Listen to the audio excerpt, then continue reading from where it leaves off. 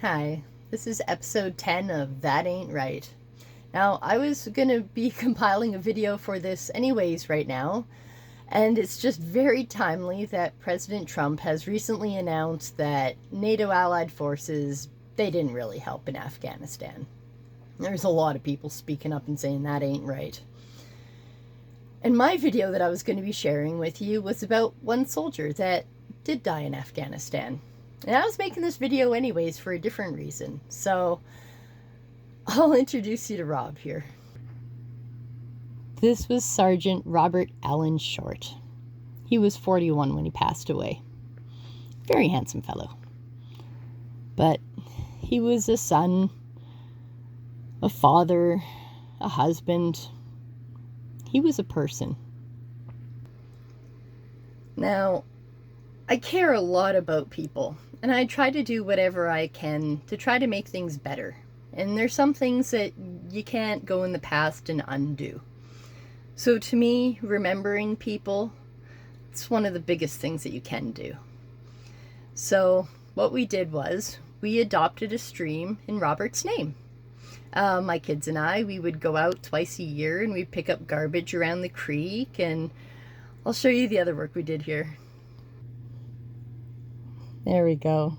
So yeah, we adopted the stream in memory of Sergeant Robert Short. That was in Kelowna at Mill Creek. I used to spend a lot of time at the cemetery, which is just up the hill from the creek, so it seemed like a very nice location to pick for this.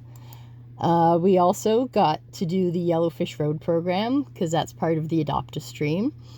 That was bringing awareness to fish habitat. That was fun. It was a good experience for the kids. But this is the kind of creek that we were working with. There was bike tires and garbage and just random stuff thrown in everywhere because it was right in town. And that's the beautiful riparian ecosystem that we have down there.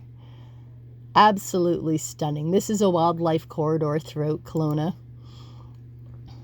And it was really nice to get to clean all the garbage out and to do all this in Rob's memory.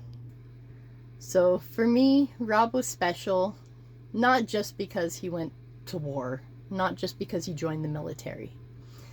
You see, in my experience, from what I know of Rob, he was a man who survived. He kept going. So he is an absolute hero. Prior to joining to the military there, Rob had lost a young son in a house fire. And as a parent, the thought of losing a child, but especially in a house fire, it's just tragic. And he kept going. He picked himself up and he kept going, and he did amazing things to try and help others. And I think that that makes him an absolute hero to all Canadians. It wasn't just his sacrifice in Afghanistan. It was the fact that he was a real human that experienced absolute tragedy in his life. But he kept going and did good things. So I'd like to share something with you here, because recently we've been spending a lot of time at the Legion in Lumby, and I love it. It's a very nice place. To me, it's almost like a cemetery where there's a memory there that must be honored and respected. So I typically walk around and look at the pictures, and I'll try to Google people's names and see what I can learn about them there. But the one thing that the Legion does have is a poem on the wall. This poem was written by Bud Bertram. I'm going to read it to you. It's called Just a Common Soldier. He was getting old and paunchy, and his hair was falling fast. He sat around the Legion telling stories of his past, of the war that he had fought in and the deeds that he had done, of the exploits of his buddies. They were heroes, every one. Sometimes to his neighbors, his tales became a joke. All his Legion buddies listened, for they knew whereof he spoke. But we hear his tales no longer, for old Bill has passed away. And the world won't note his passing, though a soldier died today. When the politicians leave this earth, their bodies lie in state. Thousands note their passing, and they say that they were great. Papers tell their life stories from the time that they were young, but the passing of a soldier goes unnoticed and unsung. Is the greatest contribution to the welfare of our land the man that breaks his promise and cons his fellow man? Or the ordinary fellow who in times of war and strife goes off to serve his country and offers up his life? A politician's wages and the style in which he lives are often disproportionate in what he gives, while the ordinary soldier who offered up his all is paid with a medal and maybe a pension small. It's so easy to forget them, for it was long ago that the bills of our country went to battle, but we know it was not the politicians with their broken words and ploys that won for us the freedom that our country now enjoys.